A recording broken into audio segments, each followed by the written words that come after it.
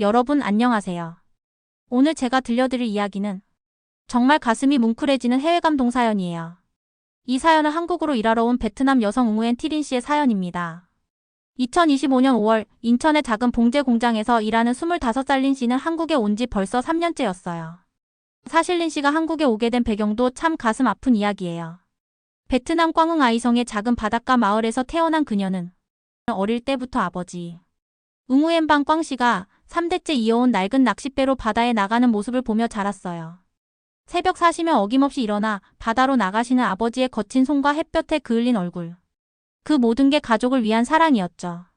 하지만 기후변화와 해양 오염으로 어획량이 해마다 줄어들면서 가게는 점점 어려워졌어요. 린 씨는 고등학교를 졸업하자마자 가족의 생계를 돕기 위해 한국행을 결심했어요. 아버지, 제가 한국에서 돈을 벌어서 우리 배도 새로 사드릴게요. 아버지는 딸의 손을 꼭 잡으며 눈물을 참으셨죠. 우리 린이가 고생할 텐데 몸만 건강하게 지내거라. 그렇게 린 씨는 한국으로 왔고 인천의 한 봉제 공장에서 일하게 되었어요. 공장 사장님은 60대 여성분이었는데 린 씨에게 정말 친어머니처럼 대해주셨어요. 리나, 한국 음식이 입에 안 맞지? 내가 베트남 쌀국수 만드는 법 배워볼게. 이렇게 따뜻하게 챙겨주시는 사장님을 린 씨는 한국 어머니라고 부르며 지냈어요.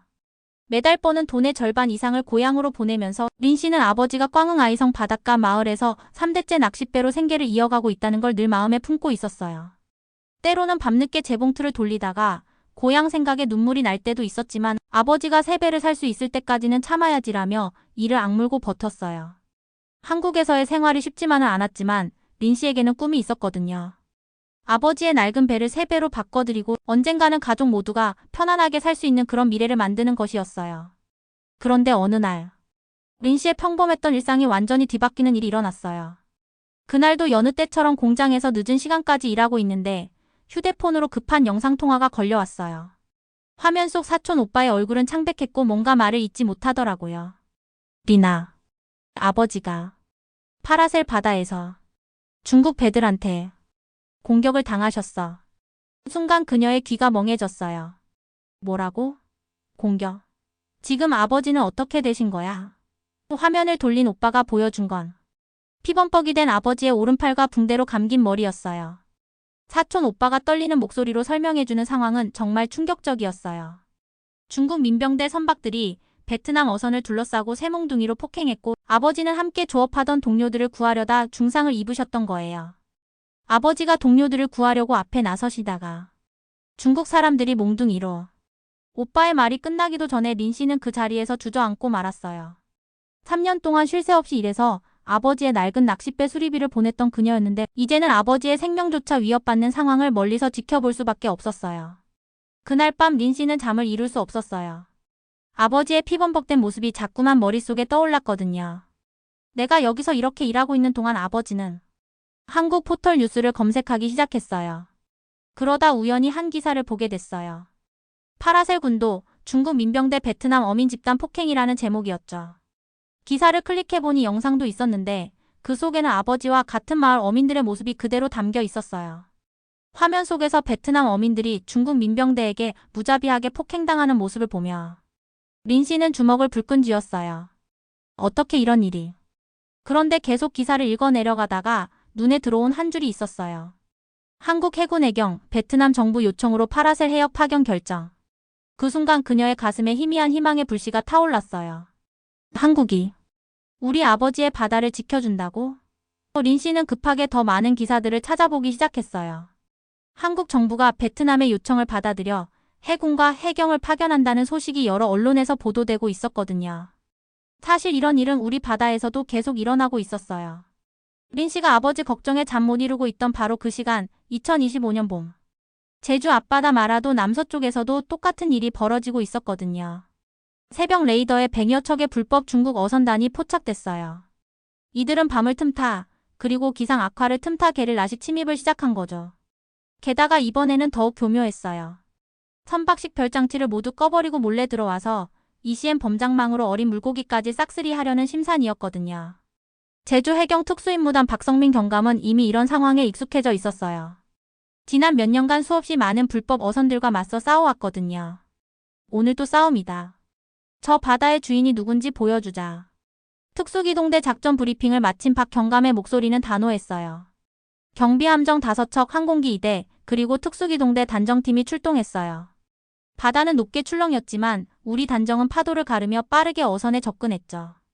최첨단 레이더와 항공 감시체계 덕분에 불법 어선들의 움직임이 실시간으로 포착되고 있었어요. 한국 해경이 수년간 업그레이드해온 시스템의 위력이 발휘되는 순간이었죠. 정선하라. 한국 해경이다. 하지만 어선단은 도주를 시작했어요. 일부는 비밀 어창에 어획물을 숨기고 있었죠. 단정팀 등선 준비. 박성민 경감의 명령에 고속단정이 어선 측면에 정확히 닿았어요. 로프를 타고 올라간 대원들이 조타실 제압에 돌입했고 그 순간 한 어선의 선장이 흉기를 들고 격렬히 저항했어요. 곧바로 체류탄이 투척되면서 시야가 하얗게 흐려졌고 대원들은 신속하게 조타실을 장악했어요. 그들이 발견한 건 정말 충격적이었어요. 숨겨진 창고 안에는 수천 마리의 어린 꽃게와 치어들이 빼곡히 쌓여 있었거든요. 이 바다에서 아이들이 먹을 미래를 빼앗고 있었다. 대원들의 마음이 얼마나 착잡했을까요? 해경의 최첨단 레이더와 항공 감시체계 덕분에 최근 3년간 1200여 척의 불법 어선을 차단할 수 있었지만 이들의 불법 행위는 갈수록 교묘해지고 있었어요. 그날 작전 결과 불법 중국 어선 3척이 납포됐고 경비 함정에서는 태극기와 함께 특별 단속 성공 플래그가 펄럭였어요. 한편 파라셀 군도에서는 훨씬 더 심각한 상황이 벌어지고 있었어요. 새우와 갈치, 고등어, 해삼이 풍성이 올라오는 베트남의 황금 어장에서 중국 민병대 40여 명이 베트남 어선 3척에 올라타 금속봉으로 어민들을 폭행했어요. 10명이 부상당하고 그중 4명은 중상을 입어 병원으로 후송됐죠. 린 씨의 아버지도 그중 한 분이었고요. 어민 응우엔 반띠엔 씨의 울먹이는 목소리가 아직도 귀에 생생해요. 3대째 지켜온 바다에서 이렇게 당하는 건 처음이다. 그들은 법도 국제조약도 무시하고 폭력을 휘둘렀다. 베트남 해양경비대 2척이 출동했지만 중국 민병대 선박들은 오히려 포위 기동을 하며 베트남 어선을 더욱 거세게 공격했어요. 이들은 선박식 별장치를 꺼버리고 밤새 숨어 있다가 새벽과 함께 본격적으로 범장망으로 수자원을 싹쓸이하기 시작했던 거죠. 그물망에서는 치어와 새우 새끼들까지 대량 포획되고 있었고 현지 어민들은 절규했어요. 우린 내년 후년에는 잡을 고기가 없어진다. 이 소식이 USNI 누주, BBC, AP, 연합뉴스 등 주요 외신을 통해 국제뉴스로 대서특필되자 베트남 정부는 국제사회에 긴급 성명을 발표했어요. 우리 어민과 해역에 대한 중대한 주권 침해이며 반복 시 강력히 대응할 것이다. 현지에서는 SNS와 온라인 커뮤니티를 통해 폭행 영상과 사진이 퍼지며 국민적 분노가 확산되었어요. 우리 정부는 언제까지 혼자 싸워야 하는가? 또 국제사회는 베트남을 도와야 한다. 베트남 정부는 동맹국과 협력을 추진하기 위한 외교적 채널을 가동하기 시작했어요. 그리고 곧 한 나라의 지원 요청을 공식 발신하게 됩니다. 바로 우리 대한민국이었어요. 파라셀 군도 어민 참사 사건이 보도된 지 일주일 뒤 베트남 정부는 긴급하게 움직였어요. 국제사회와 동맹국에 공식 협력 요청을 발송했고 가장 먼저 손을 내민 나라가 바로 대한민국이었어요. 우리는 이 정의로운 싸움에 함께하겠습니다. 한국 국방부 장관과 해양경찰청장이 베트남 측에 즉각 회신을 보냈어요. 한국 해군 청해부대 소속 다목적 구축함 한 척과 해양경찰청, 특수기동단 1개 중대가 2025년 5월 초 베트남 다낭항에 도착했죠. 린 씨는 이 소식을 한국 뉴스로 실시간으로 지켜보고 있었어요. 한국 해군 제독이 베트남 해군과의 공동 기자회견에서 하는 말이 얼마나 당당했는지 몰라요. 한국 해군과 해경은 국제법과 정의를 지키기 위해 이곳에 왔다. 우리의 경험과 기술로 베트남 바다를 함께 지키겠다. 현지 SNS와 언론의 반응이 폭발적이었어요. 우리에게 드디어 동맹이 생겼다. 대한민국 감사합니다. 우리는 혼자가 아닙니다.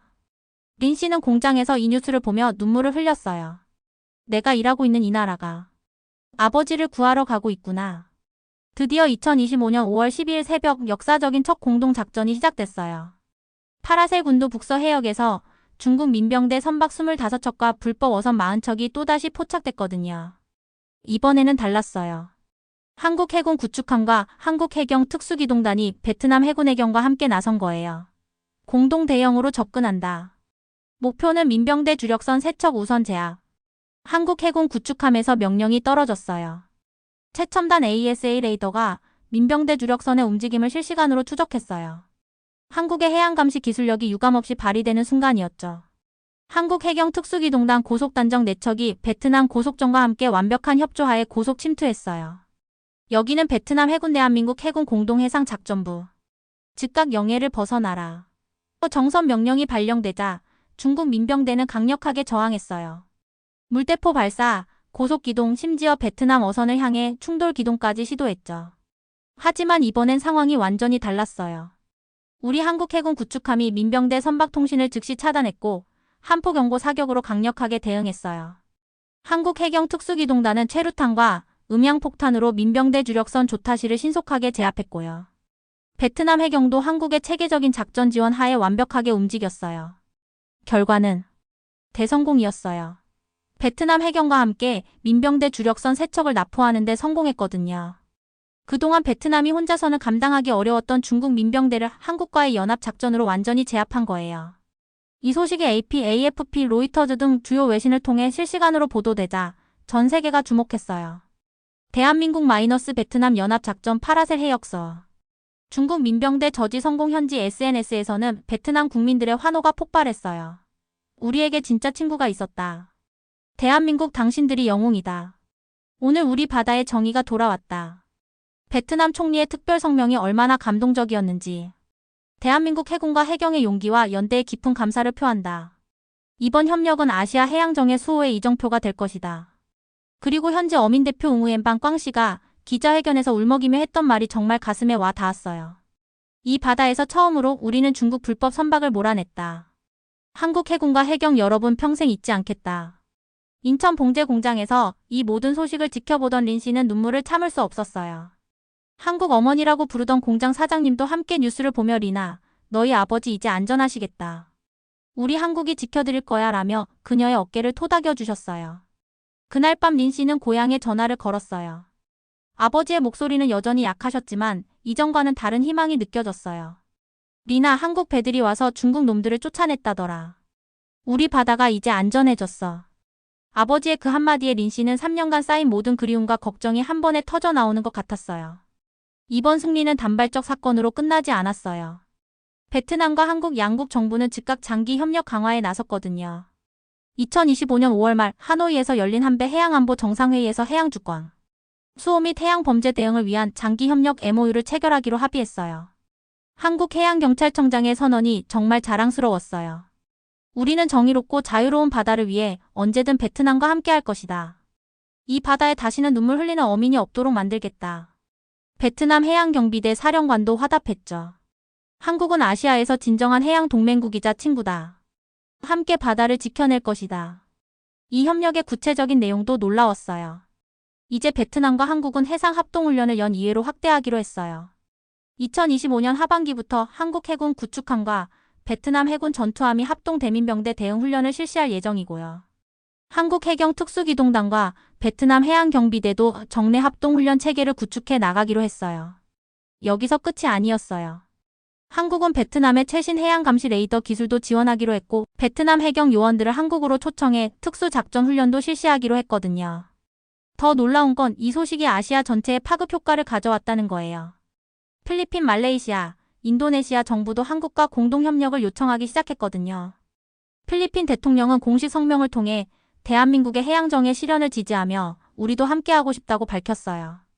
말레이시아 해군 참모총장도 한국의 해양 기술력과 정의로운 의지를 배우고 싶다며 협력 의사를 표명했죠. 이에 따라 한국 외교부는 아시아 해양안보 협력체 구성 논의에 착수했어요. 이 협력체는 불법 조업 방지 해상, 민병대 대응, 해양재난 대응 협력 등 다자간 해양안보 플랫폼으로 자리매김할 전망이에요. 한국이 중심이 되어 아시아 소국들의 해양 주권을 지켜주는 일종의 바다의 나토가 만들어지는 셈이죠. 한국 외교부 장관의 선언이 정말 감동적이었어요. 이제 한국은 무기를 파는 나라가 아니라 정의를 함께 지키는 해양 평화의 동반자가 될 것이다. 우리는 아시아의 바다를 자유롭게 만들기 위해 끝까지 함께하겠다. 국제 언론들의 반응도 뜨거웠어요. CNN은 사우스 코리어 이머지즈 에즈 메러타임 저스터스 리더인 에이저 한국 아시아 해양 정의의 리더로 부상라는 제목으로 특집 보도를 했고 BBC는 코리어즈 네이벌 디플로머시 RSHAPS 에이전 메러타임 싱유러티 한국의 해군 외교, 아시아 해양 안보를 재편하다라며 한국의 역할을 조명했어요. 심지어 미국 워싱턴 포스트는 사설에서 한국이 보여준 것은 단순한 군사 지원이 아니라 진정한 연대의 가치라고 평가했어요.